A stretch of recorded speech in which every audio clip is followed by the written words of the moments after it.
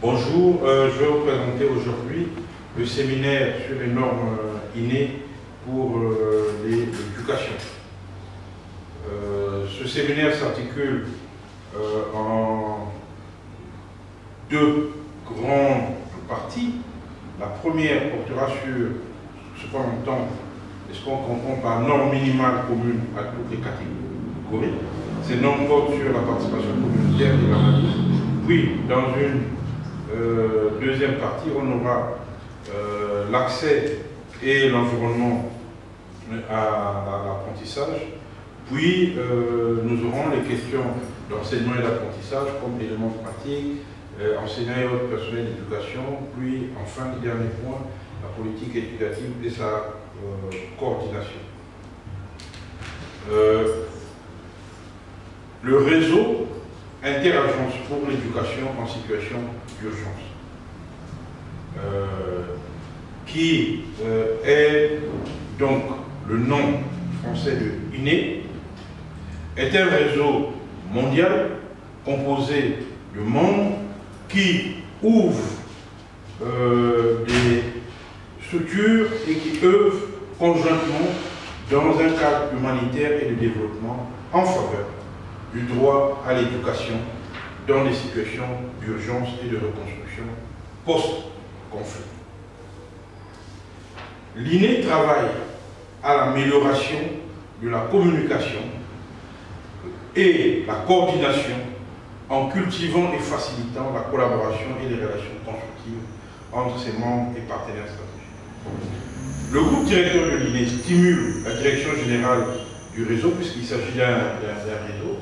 Ce groupe est constitué des membres sur CARE, Christian Fund, International Rescue Committee, Alliance Internationale, Save the Children, le Conseil norvégien pour les réfugiés, l'UNESCO, le HCR, l'UNICEF et la Banque mondiale. Donc, ces organisations forment le groupe directeur de l'INE. Le groupe de travail sur les normes minimales de l'INE, quant à lui, facilite la mise en œuvre mondiale des normes minimales de l'INE pour l'éducation en situation d'urgence, de crise, et souvent permet de remonter l'information pour améliorer certaines situations. Les normes minimales en situation d'urgence. Il faut déjà partir de l'idée que l'éducation est un droit de personne. Ce droit était inscrit dans un grand nombre de conventions et de documents internationaux, parmi lesquels la Déclaration universelle des droits de l'homme de 1948, la Convention relative au statut de réfugié de 1951, la 4e Convention de Genève relative à la protection des personnes civiles en temps de guerre, le Pacte international relatif aux droits économiques, sociaux et culturels de 1966, la Convention relative aux droits de l'enfant de 1989, puis le cadre d'action de Dakar en faveur de l'éducation pour tous, adopté lors du Forum mondial sur l'éducation. Donc, il s'agit là des textes qui prescrivent des normes minimales en faveur de l'éducation en situation d'urgence. Mais il faut retenir également que l'éducation n'est pas seulement un droit. L'éducation permet aussi à l'être humain de se sortir de pas mal de situations. Parce que l'éducation fournit les moyens intellectuels, cognitifs, etc., pour pouvoir agir, assurer son autonomie et se sortir de la pauvreté. C'est pourquoi on dit que l'éducation aide à vivre en offrant des espaces de sécurité pour apprendre. Et l'éducation permet, surtout pour les enfants, dans des situations de crise, d'atténuer l'impact psychosocial des conflits et des catastrophes. Parce que l'éducation donne un sens de normalité, de stabilité et d'espoir pour l'avenir pendant les périodes de crise. Enfin, on peut également dire que l'éducation fournit les éléments essentiels pour une stabilité économique future. Il s'agit non seulement pour les enfants d'être protégés contre la maltraitance, les enlèvements, les recrutements d'enfants dans les forces armées, les violences sexuelles, etc. Mais l'éducation permet aussi d'acquérir le savoir-faire, puis le savoir-vivre, pour qu'après la quièse, on puisse avoir les moyens de s'épanouir. Donc, les normes minimales que nous avons citées plus haut, c'est le cœur des normes de l'INE. Le cadre d'action de Dakar sur l'éducation pour tous, les objectifs du développement durable et la charte humanitaire sphère, ces trois cadres-là, rassemblés, permettent de voir comment on peut mettre en œuvre dans les situations d'urgence le droit à l'éducation. Donc, ces documents sont importants. Et ceci, évidemment, avec la Convention des Nations Unies relative aux droits de l'enfant. Donc, il ne s'agit pas de chercher, il n'y a pas à chercher des normes à gauche et à droite, ces normes sont inscrites dans un certain nombre de documents fondamentaux que l'on doit respecter et mettre en œuvre. Quand utiliser les normes minimales? Les normes minimales pour l'éducation en situation d'urgence sont destinées à être utilisées pour les interventions cadres. Elles peuvent aussi être utilisées dans le cadre de la préparation d'urgence et d'action de plaidoyer humanitaire. Elles sont applicables dans des situations diverses, catastrophes naturelles, conflits, etc. Les normes minimales sont destinées à être des guides pratiques.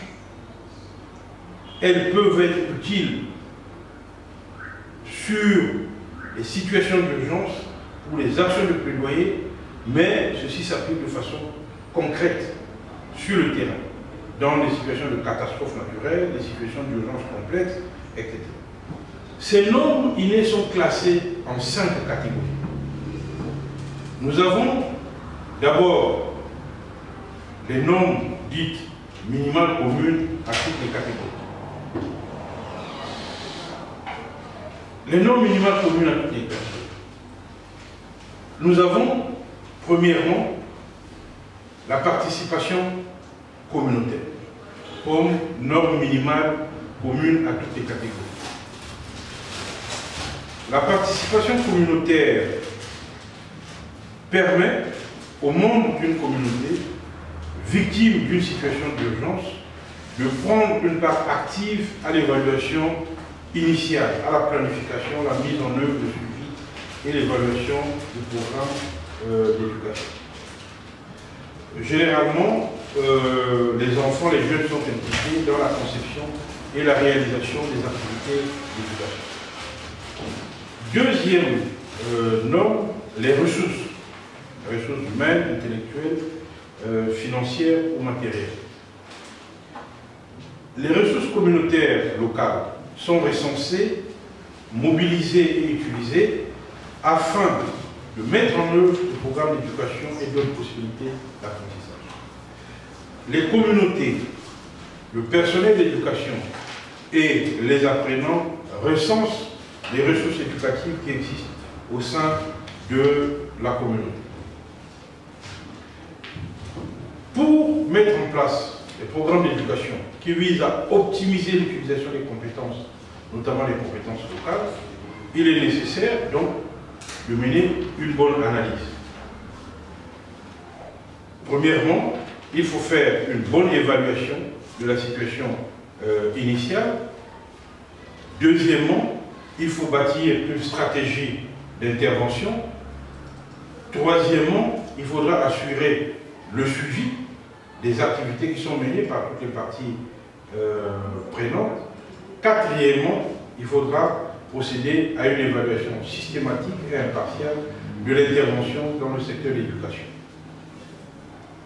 Tout ceci montre à quel point le respect donc, de ces normes est très important. Deuxième chapitre à aborder, la question de l'accès et de l'environnement d'apprentissage. En période de crise, l'accès à l'éducation est vital, mais il est souvent très limité. Or, l'éducation peut jouer un rôle crucial en aidant la population sinistrée à faire face à sa situation grâce à l'acquisition des connaissances et des compétences nouvelles. Par ailleurs, il est en général plus difficile d'organiser des activités d'éducation dans une situation de crise humanitaire urgente. D'où le risque pour certains groupes, en particulier les groupes les plus vulnérables, de ne pas bénéficier des offres et des services d'éducation. Il y a donc des principes et des normes qu'il faut respecter. Premièrement, l'égalité d'accès. Toutes les personnes ont accès à une éducation pertinente et de qualité. En effet, nul ne se verra interdire l'accès des offres d'éducation et d'apprentissage pour cause de discrimination. Deuxièmement, la protection et le bien-être. Les environnements d'apprentissage sont sans danger et contribuent à la protection du bien-être mental et émotionnel des apprenants. Parce qu'on ne peut pas apprendre dans des conditions d'insécurité, de risque, etc. Troisièmement, les équipements. Les équipements éducatifs sont propices au bien-être physique des apprenants. C'est pourquoi les communautés participent à la construction et à l'entretien de l'environnement d'apprentissage. Une école ne doit pas être avec une toiture qui subit la pluie. La promotion de l'hygiène et de la santé est assurée au sein de l'environnement d'apprentissage. À l'école, il doit y avoir des toilettes à l'école. Par exemple, il doit y avoir les installations sanitaires appropriées en tenant compte de l'âge, du genre, des besoins éducatifs spéciaux liés à des facteurs particuliers, notamment par exemple des personnes qui ont un handicap. Il doit y avoir aussi une alimentation suffisante en eau potable et en eau destinée à l'hygiène corporelle qui doit être disponible sur le site d'apprentissage. Donc, ce sont des éléments qui sont importants. Troisième chapitre, l'enseignement et l'apprentissage. Donc, on a vu l'environnement, l'apprentissage, maintenant le contenu même de l'apprentissage. Nous sommes en situation de crise, en situation d'urgence. Sur quel point axer le contenu de l'enseignement? Quel type de service éducatif offrir? Quel type d'éducation formelle ou éducation non formelle? Quel programme scolaire choisir? Ceux du pays d'origine, notamment lorsqu'il s'agit des enfants qui ont quitté leur pays, des réfugiés. Qu'est-ce qu'il faut leur enseigner? Le programme du pays où ils se trouvent désormais ou le programme du pays d'où ils viennent? Quelle priorité davantage fixer? Et quel type de qualification professionnelle et compétences faut-il avoir pour enseigner ces enfants? Toutes ces questions sont importantes, car cela dépend de ces questions, donc dépendent les réussites diverses, les fortunes diverses des projets éducatifs dans les situations humanitaires. D'abord, la question des programmes scolaires. Les programmes scolaires pertinents du point de vue culturel social et linguistique sont utilisés pour fournir une éducation formelle et non formelle. Il faut que ces programmes soient en adéquation avec l'âge ou le stade de développement des enfants, leur langue, leur culture, leur capacité, leurs besoins. Ces programmes doivent aussi être adaptés et complétés en fonction des métiers, des profils et de l'avenir. C'est pourquoi les programmes scolaires répondent aux besoins de bien-être social et extra-social des enseignants et des apprenants sont nécessaires dans ces circonstances. Il est souhaitable que ces programmes portent sur les compétences de la vie courante, l'alphabétisation, le calcul, les compétences essentielles de l'éducation de base, etc. Ces programmes doivent également s'inscrire avec des méthodes d'enseignement qui répondent réellement aux besoins des apprenants. Il doit y avoir un matériel didactique approprié et en quantité suffisante.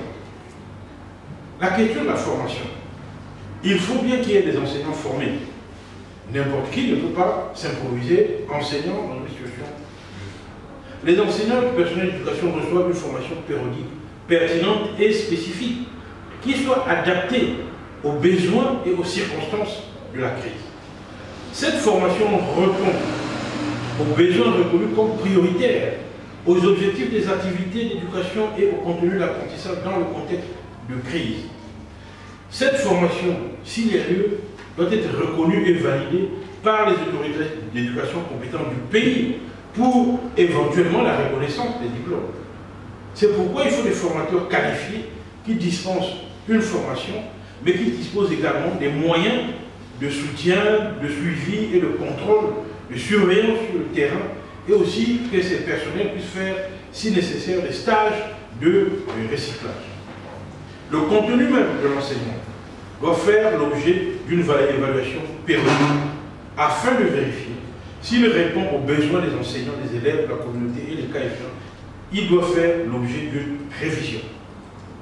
La formation donne aux enseignants les compétences dont ils ont besoin pour assumer leur rôle de leadership à la demande des membres de la communauté.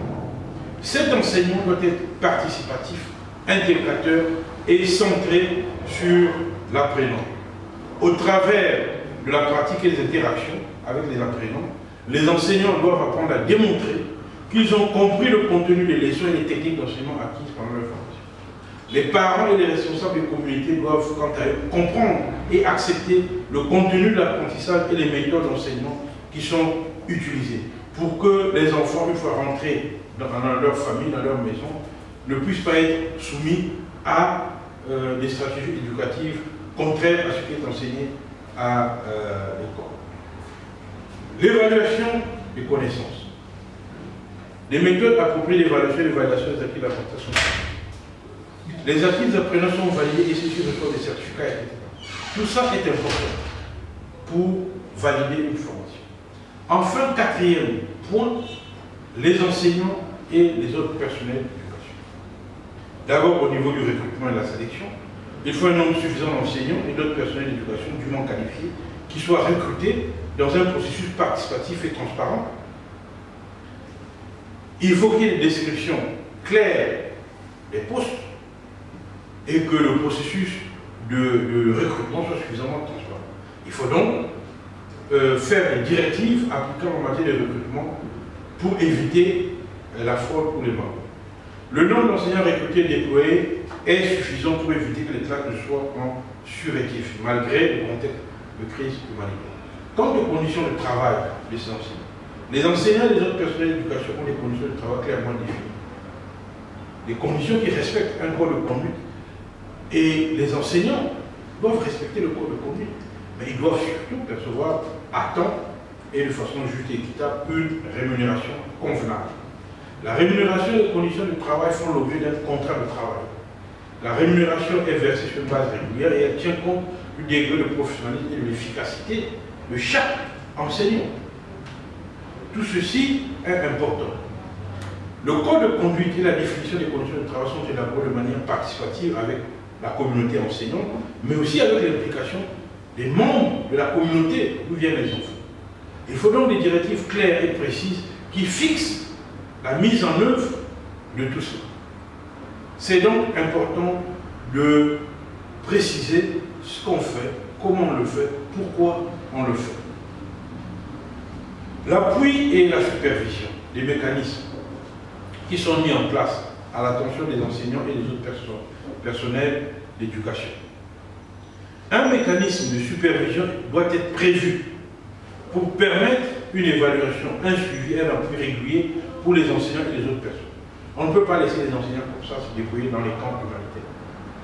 Il faut qu'il y ait, même pour eux les enseignants, un soutien psychosocial qui puisse leur permettre d'être plus performants. Le dernier point à évoquer, c'est la politique éducative et sa coordination.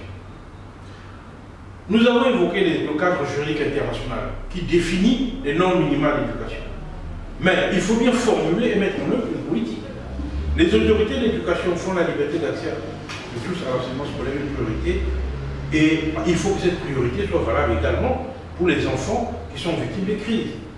C'est pourquoi pendant et après une situation d'urgence, les lois et politiques en matière d'éducation doivent garantir le respect du droit à l'éducation, tel qu'il est annoncé par les instruments juridiques internationaux que nous avons évoqués. Cette politique, qui est fondée sur les lois, les règlements, ne doit pas empêcher les écoles d'accueillir les réfugiés et ne doit pas empêcher les réfugiés d'appliquer des programmes scolaires du pays dont ils sont originaires. Parce qu'il ne faut pas oublier qu'un jour, ils chercheront à retourner dans ce pays. Donc ils doivent aussi, dans le processus qu'ils vivent, avoir un aperçu de la réalité de leur pays. La mise en place d'installations d'éducation d'urgence par des acteurs non gouvernementaux, sous réserve de respecter les directives émanant des autorités éducatives, doit se faire selon les normes. C'est pourquoi je dirais que les politiques éducatives doivent s'appuyer sur des cadres juridiques et budgétaires qui permettent une réponse rapide à des situations d'urgence. Tout ceci est fonction donc d'une certaine mise en œuvre, d'une certaine planification de ces programmes d'éducation. Il faut qu'il y ait une planification. Sans la planification, on va tomber dans le désordre. Les autorités de l'éducation et les autres acteurs clés élaborent des plans d'éducation nationaux et locaux aptes à répondre aux situations d'urgence présentes et à venir et créent ainsi un système de révision périodique de ces plans. Pendant et après une situation d'urgence, l'ensemble des parties prenantes œuvrent donc conjointement à l'application d'un plan d'intervention d'éducation qui est établi à partir des évaluations les plus récentes qui sont faites sur le terrain. Pour chacune des interventions éducatives, il faut que les ressources financières, techniques et humaines nécessaires soient garanties et que ceci soit clairement formulé lors de la planification.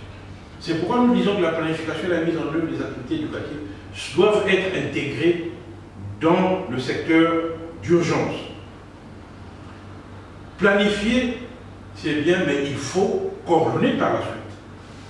Il faut qu'il y ait un mécanisme de coordination des activités éducatives en situation d'urgence pour éviter les doublons, pour éviter que chacun essaie de faire comme il entend, comme il comprend. Il faut donc une mise en commun efficace des informations entre les parties prenantes.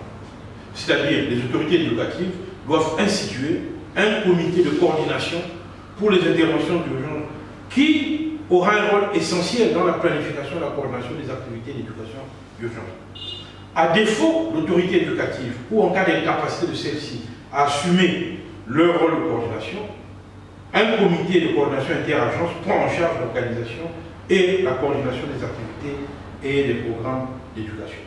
Les autorités, les bailleurs de fonds, les autres agences établissent des structures de financement qui sont établies en coordination, mais aussi en conformité avec les activités élaborées par les parties prenantes. C'est pourquoi tout ceci, cette coordination, doit être transparente pour avoir une efficacité certaine. En conclusion, il est important de rappeler les normes minimales reposent sur le principe selon lequel les populations frappées par les crises ont le droit à une vie dans la dignité. Les enfants qui sont victimes d'un conflit ou d'une catastrophe naturelle ont droit à une vie dans la dignité. Les normes minimales que nous avons évoquées définissent le niveau minimum d'accès à l'éducation. C'est le niveau minimal qu'il faut atteindre dans toute situation d'aide humanitaire. Ces normes revêtent un caractère qualitatif et sont conçues pour être universelles et applicables à tout environnement. Pour évaluer ces normes, il y a des indicateurs clés qui sont définis pour chaque norme que vous allez retrouver dans le manuel INE. Ces indicateurs servent d'instruments de mesure qualitative ou quantitative et de diffusion de l'impact des programmes ainsi que du processus ou des méthodes qui seront appliquées. Parce qu'il faut des indicateurs pour savoir si l'objectif a été atteint. Mais ce n'est pas une fin en soi que d'égrener des objectifs. Il faut se dire que l'indicateur va renseigner sur ce qu'on a fait et va indiquer ce qu'on n'a pas pu faire et ce qu'on devra ou ce qu'on pourrait faire pour l'avenir. Voilà l'articulation entre les normes et les indicateurs.